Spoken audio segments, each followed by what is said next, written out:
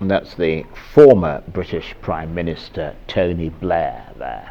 Well, for more on this, let's bring in Arise correspondent Laurie Laird, who joins me live from London. Good to see you, Laurie. Tell us more about tell us more about what the current Prime Minister Rishi Sunak has been saying, especially his call for politicians in Northern Ireland to get on with the business of governance. And I think this is such an important point, Charles. There has been no Northern Irish government since May of 2022. That's almost a year. And that's when the DUP, the Democratic Unionist Party, which very much favors unification or remaining part of the UK, they walked out of the Northern Irish Assembly. They were very unhappy with the Brexit settlement. They have not voted or not supported the new Windsor framework that Rishi Sunak came up with not long ago. So whether the Stormont Assembly will sit again and when is very much an open question. Now, Joe Biden is on his way to Northern Ireland. He has called for the Stormont Assembly to reconvene. But as of yet, we have absolutely no sense of when this may happen. That means Northern Ireland at the moment is being governed from Westminster in London. Of course, you mentioned the fact that to mark that milestone of that historic peace deal, Mr. Sunak will welcome the US President Joe Biden to Belfast on Tuesday. What can we expect? What's he actually going to be doing there?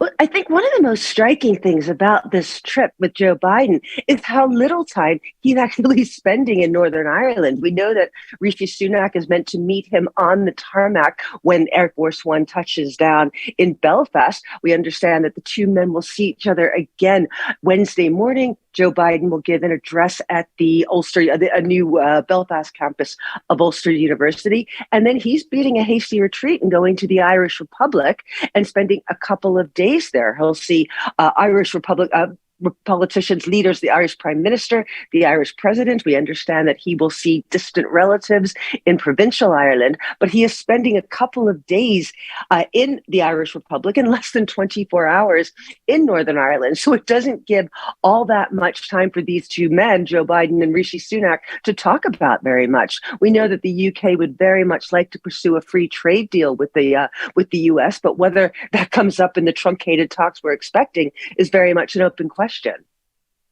It's really extraordinary, Laurie, the pictures we're looking at there, seeing people like Jerry Adams, I mean, you know, the likes of Tony Blair, a much younger Tony Blair and all of that. And I remember a time when that dominated the airwaves in the UK virtually every evening. Just 25 years on, reflect for us on that Good Friday peace agreement that apparently ended the Troubles.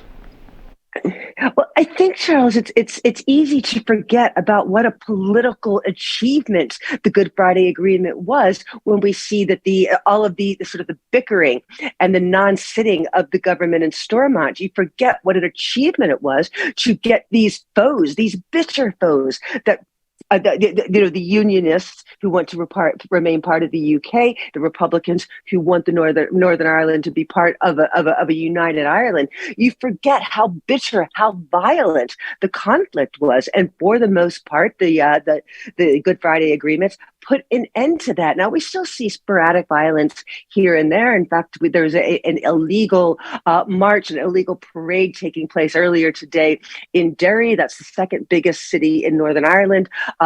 Petrol bombs were thrown at police, but that is sporadic. We're not seeing the kind of violence that you spoke of that marked the 70s and the 80s in Northern Ireland. And not only was that violence racking Northern Ireland, it was responsible for a large number of bombings in the mainland UK as well. Very interesting indeed. Thanks for that reminder there. Laurie Laird is Arise correspondent. She was talking to me from London.